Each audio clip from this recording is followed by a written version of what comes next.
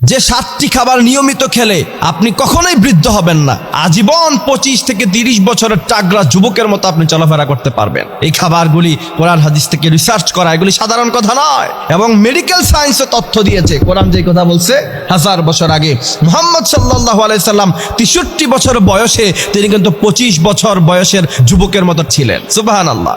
কি কারণে? বিশ্বনবী সাল্লাল্লাহু আলাইহি ওয়াসাল্লামের লাইফস্টাইল আমাদের লাইফস্টাইলের মতো না। আমরা ঘুম থেকে উঠে রাতের পান্তা ভাত খাই, ইচ্ছা মতো খাই, কিন্তু চর্বি বার্ন করি না। বিশ্বনবী সাল্লাল্লাহু আলাইহি ওয়াসাল্লাম কি জীবনে ঘুম থেকে উঠে পান্তা ভাত খাইছে? হাদিস পাইছেন কখনো? পান নাই। এই জন্য প্রিয় ভাইরা আমার, যদি নিজের যৌবনকে ঠিক রাখতে চান, প্রথম নাম্বার যে খাবার সেটা হচ্ছে খেজুর এবং শসা।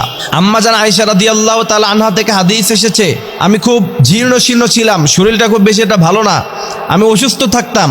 আমার আম্মা আমাকে খেজুর এবং শসা একসাথে মিলাইয়া তিনি খাওয়াতেন। বেশ কিছুদিন পর আমি সুস্বাস্থ্যের অধিকারী হয়ে গেলাম। এই হাদিস থেকে রিসার্চ করলে বোঝা যায়, কেউ যদি যুবক থাকতে চায়, কারোর শরীরটা যদি কেউ ভালো রাখতে চায়, সেজন্য অবশ্যই খেজুর এবং শসা একসাথে গ্রহণ করে। দ্বিতীয় নাম্বার খাবারের নাম হচ্ছে দুধ।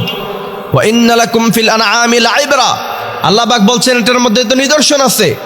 দুধটাকে আল্লাহ পাক মানুষের জন্য কত সুন্দরভাবে কোয়ালিফাইড করে, এই লিকুইডটাকে আল্লাহ পাক মানুষের জন্য পাঠান, আপনি কল্পনাও করতে পারবেন না। এটার দুধের উপরে এবং নিচে তার ময়লা থাকে, নিচে ঘাস থাকে, পচা খাবার থাকে, মাঝখান দিয়ে ফ্রেশ দুধটাকে আল্লাহ পাক বের করে দেয়। এই দুধ যদি কেউ আজীবন খেতে পারে নিয়মিত, সে যদি সেটা হজম করতে পারে, বিশ্বনবী সাল্লাল্লাহু আলাইহি সাল্লাম বলছেন শারীরিকভাবে সে ফিট থাকবে। মেডিকেল সায়েন্সও সে কথা বলছেন। বিশ্বনবী বলছেন পৃথিবীর মধ্যে একটা খাবার আছে যেই খাবারটা মানুষের তৃষ্ণাও মিটায় আবার ক্ষুধাও মিটায়, সেই খাবারের নাম হচ্ছে দুধ। এই দুধ আপনারা নিয়মিত খাবেন। সিগারেট বিড়ি না খায়া ছেলেরা এই সমস্ত টাকাগুলি দিয়ে ভালো খাবার খাও, ফল ফ্রুট খাও। তৃতীয় নাম্বার হচ্ছে ওয়াত্তিন, আল্লাহ পাক সূরা আত-তিনের মধ্যে কসম খেয়েছে এই 3 ফল খাবেন। চতুর্থ নাম্বার হচ্ছে জাইতুন, এই ফলটা আপনারা খাবেন। এরপরে পঞ্চম নাম্বার হচ্ছে বিশ্বনবী সাল্লাল্লাহু আলাইহি সাল্লামের কথা অনুযায়ী পেটের 3 ভাগ ইচ্ছা মতন খাইছে, এমন খাওয়া খাইছে এখন লগে লগে তার শুইতে হয়, সাথে সাথে তার শুইতে হয়, এমনভাবে আপনারা খাবেন না। পেটের এক জায়গাকে বিশ্বনবী সাল্লাল্লাহু আলাইহি সাল্লাম খালি রাখতে বলছেন, আরেক জায়গায় খাবার দিয়ে ভরপুর করতে বলছেন, আরেক অংশকে পানি দিয়ে ভরপুর করতে বলছেন। সুতরাং 3 ভাগে ভাগ করে 1 ভাগ পানি, 1 ভাগ খাবার, আরেক ভাগ আপনাকে খালি রাখতে হবে, তাহলে আপনি সুস্থ থাকতে পারবেন।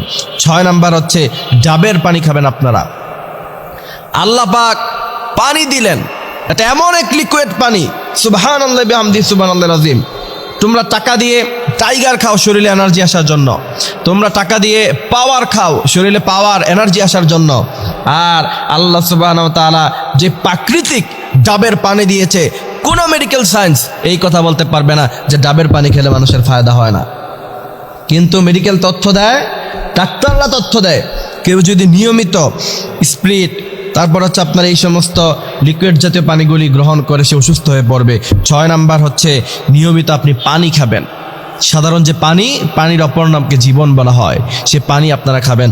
আল্লাহ সুবহানাহু ওয়া তাআলা আমাদের লাইফস্টাইল পরিবর্তন করে সুন্দর জীবন যাপন করে সুস্থ সবল রাখার মতো তৌফিক দান করুক, আমিন।